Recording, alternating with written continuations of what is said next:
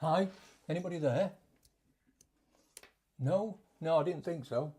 Anyway, those who have bothered to listen to me, because I'm getting a bit fed up of listening to my voice, this is the episode about going out and doing wildlife photography. Enjoy if you're still here.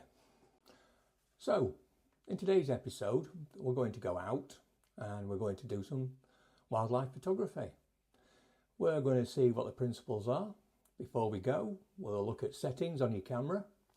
We'll look at what you need to do, what you need to be looking for, and we'll go out for a walk and then see some photographs I've taken earlier. Enjoy again, or maybe not. I don't care. Do what you want. Right, for those new to photography, or those with harder thinking, this is a camera body. This is a lens, 150 to 400mm Nikon. Apparently, it's not that fast. It's 4.5 to 5.6s. It's okay for me. And this is a 2x teleconverter. Not as popular as you think they are. And the reason for that is you're really good light conditions. Because don't forget, it's 2x what you can see, but it's also 2x making your aperture a lot smaller. So unless you've got fast speed, good light, not always popular, I'm alright with it, but who am I? Oh, before I forget, going back to the camera, don't forget to take that off. You know, some people don't. And on there is a filter, which I've only got on really to protect it, but I have found that this decreases the sharpness. Now, I have photographed it with and without, and I found with, on long distance shots, say the owl, which I have taken pictures of, a little owl, is not as sharp as it has been without it on. So, I don't know. I might take it off. Who knows? We'll see.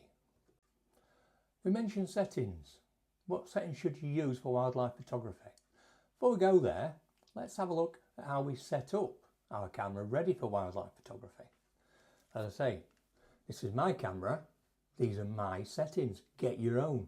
Sort yourselves out. Don't rely on me to tell you what to do with your own camera. If you're one of these so-called professionals on YouTube all the time, they'll be telling you anyway. So do what you want. But as you can see, there are a number of buttons on the back of here and 3 of them down here. And they're all programmable on the Z9. Bit complicated, but on some of these, I've not changed the back focus button. That still remains the same. The little scroll button down here, I've changed to dynamic and also back button focus. So when I'm trying to follow something, say a small bird, just press on that.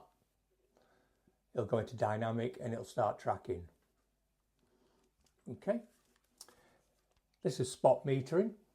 So if I'm not following something or it's a static object, just press on that, back button focus, away we go. The second one down, that basically just takes me back to the settings where I've been, the original ones.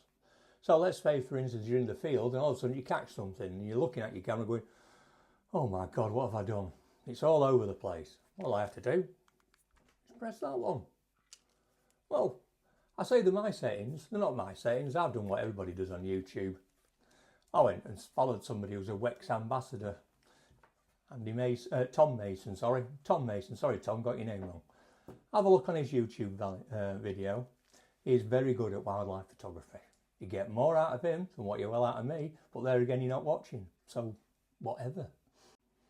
Settings. As I say, settings. Don't bother about this ISO triangle rubbish. I don't care. I don't understand it. I don't need to. Why should I? You know, I've got a top of the range camera. The camera can do most of it. ISO triangle is for all those nerds who just want to make a point. It doesn't mean anything. You can sort it out yourself. You go on site, bright conditions. Just look at something, point your camera at something, you don't have to take a photograph, and would you believe in your screen what you're looking through, whether you want looking through the viewfinder with your eye, or like you see these young uns with a camera out here looking through the video. Doesn't matter, you'll have a number on the bottom of your screen, or in some cases on the top of the screen, and it'll say ISO, it'll say what speed you're at, it'll say what your F number is. Right, so you determined, I'm going to take fast moving pictures, right? You need a fast speed. Have you got a fast speed? Or are you down low, like 1/60th, 1/50th? Well, if you want that blur towards the background, keep your aperture quite wide. Then look at your ISOs then to hit the speed. Why are you looking at books and complicated formulas?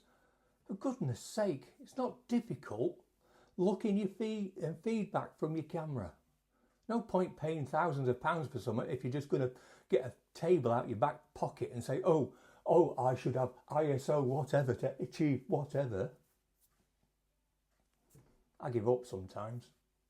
Anyway, I'm giving up anyway, but it doesn't matter. Right, another thing I was going to mention is in here are complex computers. They'll do everything for you. If you're that worried and can't work out what ISO you need, go on top and pick mode. You've got program, you've got manual, you've got shutter, you've got aperture. If you're going for speed, click on speed and dial in whatever you want. So, you know, it's not difficult. You see all these videos anyway, won't you? Where they say, oh, you must need manual. You should always shoot in manual. No, you don't. You choose what's best for you. Okay? If you want that blurry background, dial in your aperture. Or there's another good thing about handshake, right? Sometimes you just set the speed to make sure it's the same as whatever your lens is. So if you've got a static object what's just sat there, just make sure that your speed is the same as whatever your lens is at. So that 150 to 400, bare minimum speed should be 150. Simple. Again, if you're taking your shutter speed and you want to take 4 small birds what are in flight, Christ almighty, that's a job bad enough as it is. You need a very fast shutter, so you'll be dialing in something like, I don't know, 1 to 4,000 speed. It'll give it for you and it'll set the aperture for you to achieve that. Talking of speed and what his subject is, I do take a lot of bird photographs and it is quite difficult when they're flying. I would say if you're after small birds, like your sparrows, your blue tits, coal tits, things what are really fast, I think kingfisher as well is really fast in flight, you really need to be looking at, say, 4,200. That's sort of whereabouts you should be. If it's a medium bird, probably blackbird upwards, maybe even a seagull, you're looking at probably, I don't know, 2,000 to 3,200, somewhere about that, depending on what you can achieve. If you've got big, lumbering, slow birds, like a golden eagle, you never know, you might see one, then you can afford to go down a little bit, say 1,500 to 2,000, because they're a lot slower in flight. The same goes for buzzards. Buzzards will soar and just gently ride the thermals. You can get good shots of them with very small speeds. When I say very small, for birds, right? So you're looking 1,500 to 2,000. Give it a go, see what works. You know, it's not like, oh, well, it can be like film photography, because the Gen Xers now are getting into film photography. You're not wasting anything with your digital card in here, are you? Right? They can take loads of shots. Just play around. That bird will be back once it's flown past your lens. It'll come, or you'll get another one. Doesn't really matter, does it? We're here for the fun of it. Are we? Well, I'm here. I'm incognito because I'm never sure whether or not I'm allowed to do this if I fail all their policies regarding commercial photography. So, I'm here at the safari park. It's an excellent place to come and hone your skills. And whilst not particularly wildlife, it does do over 425 different species of bird. And I've been told that by somebody who knows what they're talking about, so it must be there. There's all sorts here: buzzards, kites, little owl, and various other common birds. Right, let's see what we can find. Well, here we are.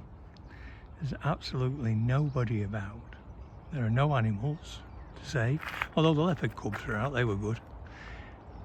But what is really missing, I am so surprised, is that there's no paparazzi. There's no coverazzi. Now these are a group of people who are typified by their very long lenses. No reason to have an 800mm lens here taking pictures of animals, but they do. And they're camouflage lenses as well. Why you need camouflage in an urban area, God only knows. They're also defined by their bad sense of clothing. They can have camouflage. They have strange hats, wide-brimmed hats at all times of years. And if you do see them, you need to take a wide berth if you're a photographer. Now, the reason for this is to allow them to see what camera you've got. Now, if you've got a professional camera, they will probably ignore you after looking at it. If you've got a small camera or a phone or a bridge camera, they'll move towards you and they'll engage you in a chat about the photographs they've taken, the settings they use, how brilliant their camera is. Yawn, yawn, yawn. But hey ho, the place is big enough. It's over 3 miles. It's a long walk, so you can avoid them and you can just move on. But please be careful out there. Now, there are some snobs out there who will tell you what makes the best photography. They will tell you that a blackbird is not worth photographing because it's so common. A crow, see them every day of the week. Gulls, just get yourself off to the coast. You'll see loads of them nicking your chips, taking your eye out when they're going for your fish. You'll see loads of them, so why bother taking photos? Well, as you will see from these, why not? You can practice on them. You know, they're not that fast. You know, if you look at gulls, blackbirds and crows, they tend to glide. Easy to spot sometimes.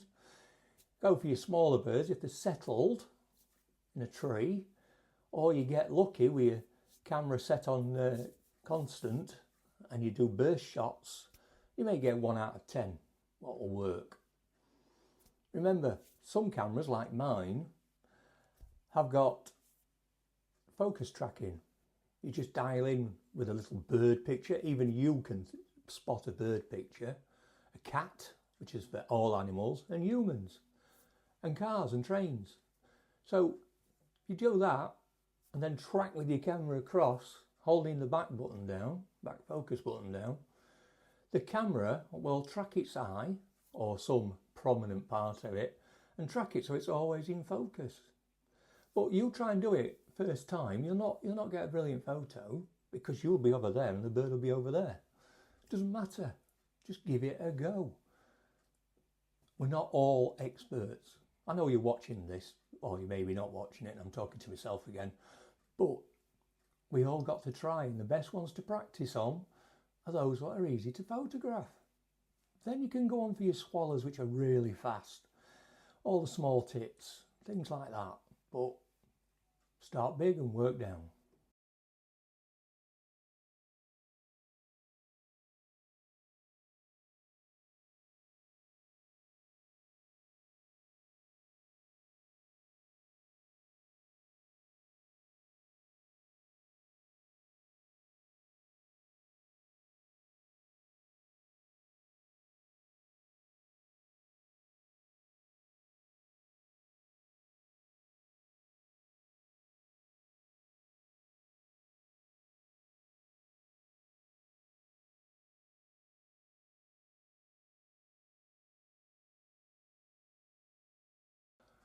Well, that's it then.